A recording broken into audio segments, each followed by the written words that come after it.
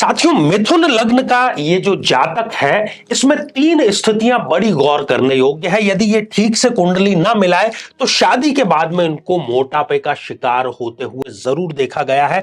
सबसे पहली स्थिति, यदि सप्तमेश गुरुदेव इस उत्तरिक भाव में आ जाएं तो विवाह के पश्चात मोटापा और स्किन से संबंधित डिजीज इनको जरूर देता है। दूसरी स्थिति में यदि अष्टम भाव में गुरुदेव विराजमान हो जाते हैं तो वो इस व्यक्ति को, खासतौर पर यदि पुरुष है, तो विवाह के पश्चात ये किसी न किसी प्रकार का नशा अवश्य प्रारंभ कर देता है। यदि 12th हाउस व्यय भाव में गुरुदेव सप्तमेश होकर के विराजमान हो जाएं तो ऐसे व्यक्ति को अपने जीवन साथी के द्वारा और अपने ससुराल पक्ष के द्वारा झूठे आरोपों का सामना निरंतर विवाह के पश्चात करना पड़ता है।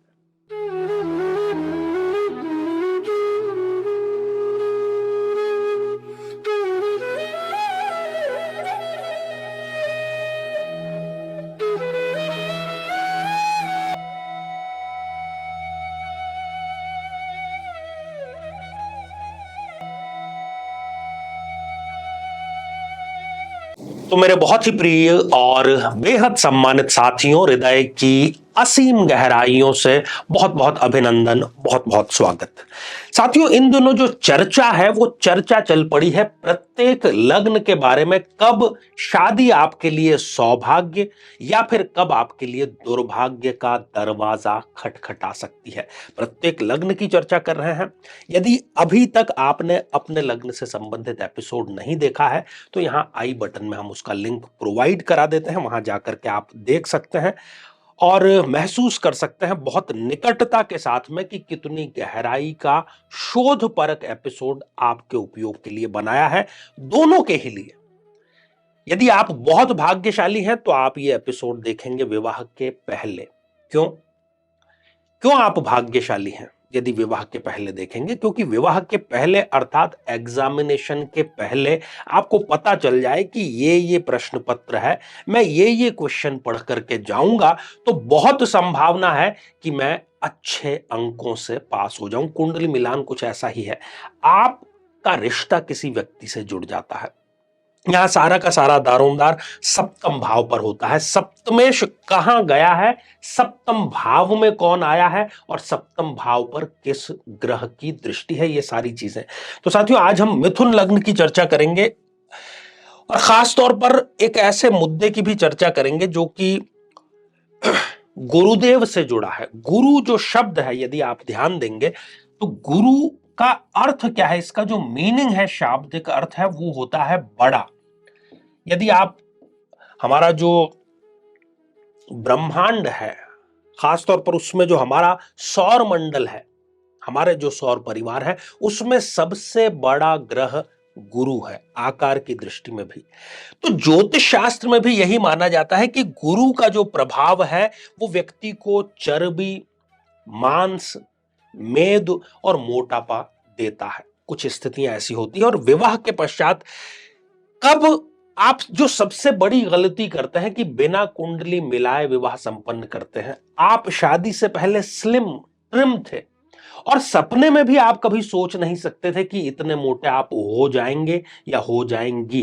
क्या कारण है उसका? बिना कुंडली मिलाए विवाह करने से क्यों ऐसा होता है, इस पर भी आज हम चर्चा करेंगे।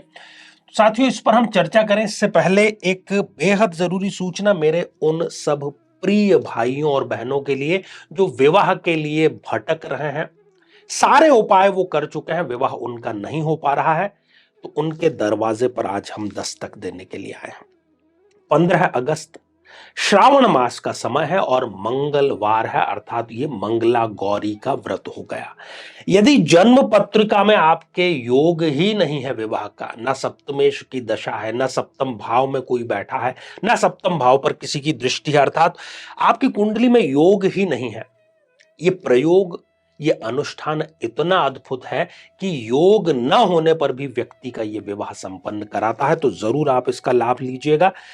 तो अब बिना किसी देरी किए एक एक करके इस कारण को जानते हैं और साथ में मैं आपको यह बतलाता चलूं तो यहां पर हम आज नेगेटिव कुछ बातें कर रहे हैं, परंतु इसका जो अगला एपिसोड है वो पॉजिटिव बातों से भरा होगा कि कब मिथुन लग्न का जो जातक है उसके लिए विवाह भाग्य की चाबी खोलने वाला साबित होता है।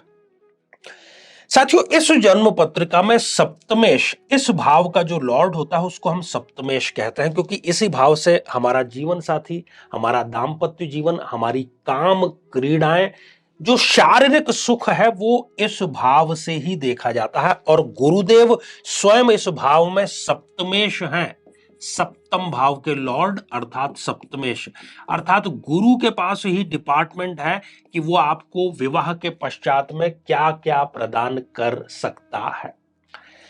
अब कुछ स्थितियां क्या है कि यदि आपकी इस जन्म पत्रिका में गुरुदेव द्वितीय भाव में जाकर के विराजमान हो जाते हैं, बृहस्पति, जो कि धन, कुटुंब और वाणी का भाव है, और यदि इस जातक या जातिका ने यह गलती कर ली कि बिना कुंडली मिलाए, बिना खानदान देखे, या केवल गुण मिलान करके, क्योंकि 90% लोग यही गलती करते हैं, वो गुण मिलान को ही कुंडली मिलान समझ लेते हैं और चल पड़ते हैं विवाह के रास्ते पर, और वहां पर सिवाय भटकाव और सिवाय धोखे के उनको कुछ नहीं मिलता। यदि गुरुदेव इस जन्म पत्रिका में है, स्वयं ये जातक या जातिका विवाह के पश्चात कर्कश वाणी धारण कर लेगा, अपनी स्वयं की बनती बात को बिगाड़ने का कार्य ये स्वयं करेगा, कोई और नहीं करेगा।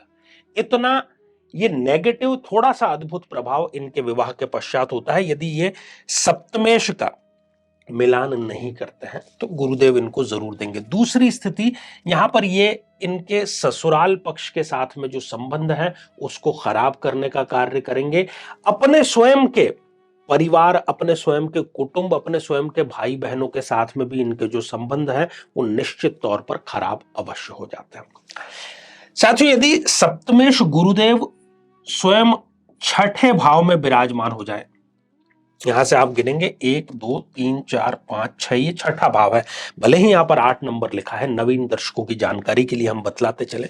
तो सप्तमेश स्वयं यदि यहां पर आ गए तो इस कन्या को या इस पुरुष को, यदि इसने कुंडली ठीक से नहीं मिलाई है, विवाह के पश्चात मोटापे का शिकार होना ही पड़ेगा।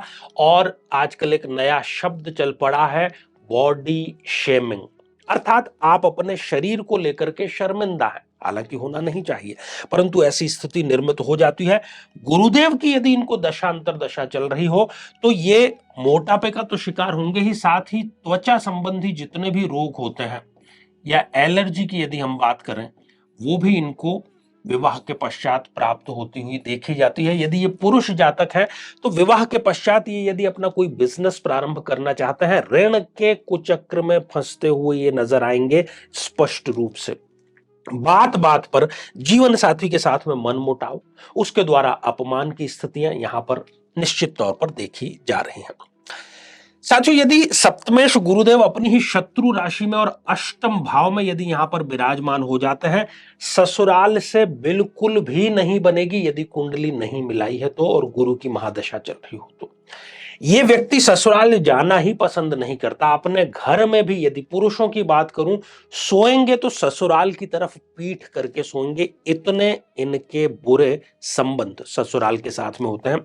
इवन ये अपनी पत्नी को भी ये मना कर देते हैं कि वो भी अपने मायके से किसी भी प्रकार का संबंध न रखें।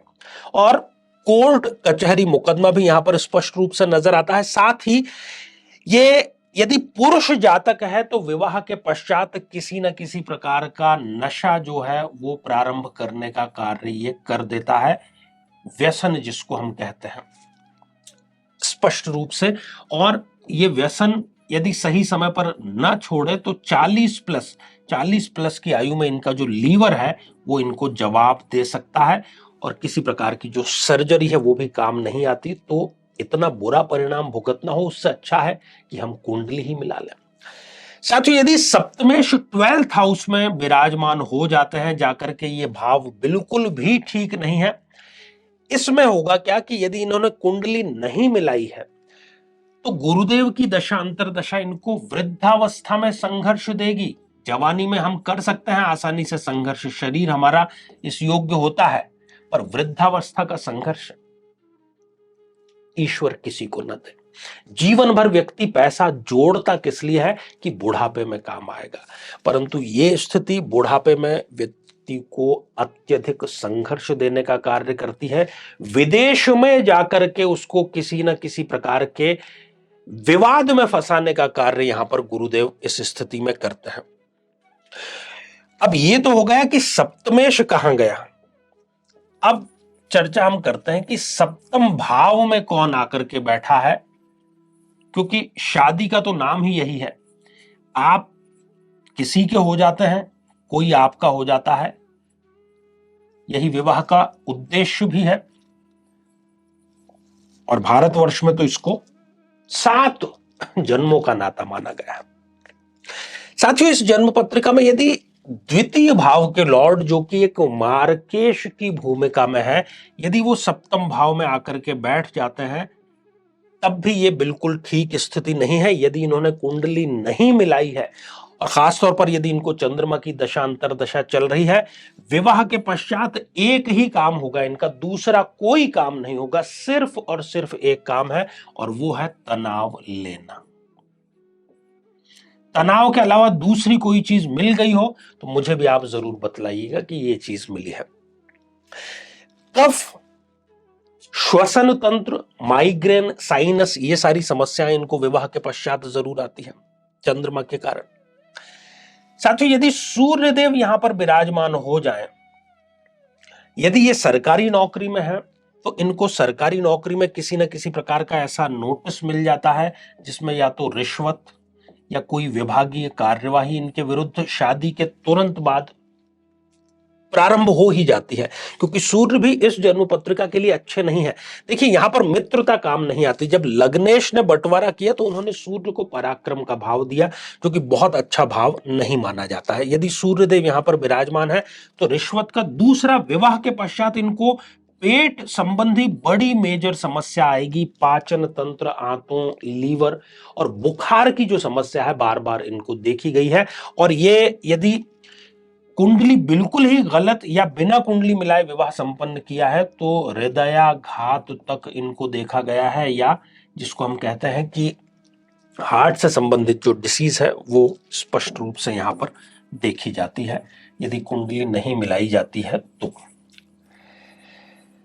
साथियों, यदि इस जन्म पत्रिका में अगले जो ग्रह हैं, मंगल देव, जो कि एक मारक ग्रह हैं इन जन्म पत्रिका के, यदि वो सप्तम भाव में आकर के विराजमान हो जाते हैं, छठे भाव का लॉर्ड यहां आकर के विराजमान हो गया, क्या देगा ये? सिवाय टेंशन, सिवाय अपमान, ये डाइवोर्स की स्थिति निर्मित करने का कार्य करेगा, क्योंकि एक तो ये डबल नहीं बल्कि ट्रिपल मंगलिक हो गया ये जातक या जातिका।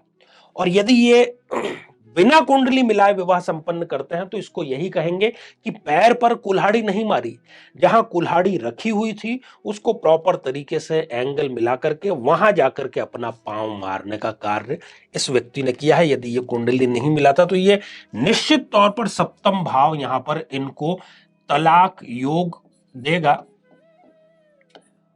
और तलाक योग ना भी दे तो ये पति पत्नी साथ में बिल्कुल भी नहीं रह पाएंगे, इस प्रकार की ये स्थिति निर्मित करता है। तो ये सारी की सारी साथियों वही स्थितियां थी कि ऐसे व्यक्ति को तौबा कर लेनी चाहिए कि यदि ये जो स्थितियां हैं सप्तमेश गुरुदेव की, या जिन भावों के लॉर्ड सप्तम भाव में आकर के बैठे, उनको गलती से भी बिना कुंडली मिलाए विवाह संपन्न नहीं करना चाहिए। यदि आपकी भी जन्म पत्रिका मिथुन लग्न की है तो मैं आपको चुनौतीपूर्ण शब्दों में आमंत्रित करता हूं कि क्या आपके साथ में ये स्थितियां नहीं है? निश्चित तौर पर होंगी। और यदि आपने समझदारी भरा कदम उठाया है, शादी से पहले कुंडली मिलान की है, तब सारी चीजें ठीक है, कोई बात नहीं। जीवन में किसी समस्या का सामना कर रहे हैं, जैसे कि शादी में देरी होना, पति पत्नी में मनमुटाव या तलाक तक की नौबत आ जाना, संतान का प्राप्त न हो पाना, नौकरी या धन प्राप्ति में बाधा आना, जीवन के प्रत्येक क्षेत्र में किसी न किसी प्रकार की बाधा आना, तो आज ही अपनी जन्म पत्रिका का संपूर्ण विश्लेषण करवाएं और पाएं समस्या से सदैव के लिए मुक्ति। तो आइए साथियों, अब समय हो चला है आप लोगों के कमेंट्स को शामिल करने का। और पहला कमेंट वर्षा रानी जी का है और आपने लिखा है, बताओ ना उपाय, मैं बहुत दुखी हूं। दरअसल आपने जो हमारा मंगली का उपाय है जिससे कि हजारों लोगों का मंगली दोष घर बैठे और बिना किसी उपाय के समाप्त हुआ है, केवल वस्त्र धारण करने संबंधी वो उपाय है। तो आप भी जो काले वस्त्र हैं वो अवॉइड करें वर्षा रानी जी, और साथ ही विवाह की तैयारियां भी प्रारंभ करें, तो शीघ्र ही आपका विवाह जरूर संपन्न होगा। साथियों, अगला कमेंट अनुराग कुमार जी का है। आचार्य जी नमस्ते, क्या कुंभ वृश्चिक राशि वालों की तलाक के बाद वापस मिलन हो सकता है? अवश्य मिल सकते हैं अनुराग जी। हमारे पास में ऐसे दर्जनों उदाहरण हैं जिसमें यह किया है। आवेश में आकर के तलाक दे दिया जाता है, परंतु दिल के किसी कोने में यदि आपकी भी इच्छा है कि मुझे पुनः वही जीवन साथी मिल जाए, तो वैदिक उपायों से ऐसा संभव हो जाता है। साथियों, अगला कमेंट अनवी गर्ग जी का है और आपने पूछा है लड़का लड़की को करना है या पेरेंट्स भी कर सकते हैं? देखिए अनवी जी, ये जो उपाय है स्वयं जातक को अर्थात लड़के या लड़की को ही करने से परिणाम मिलेंगे।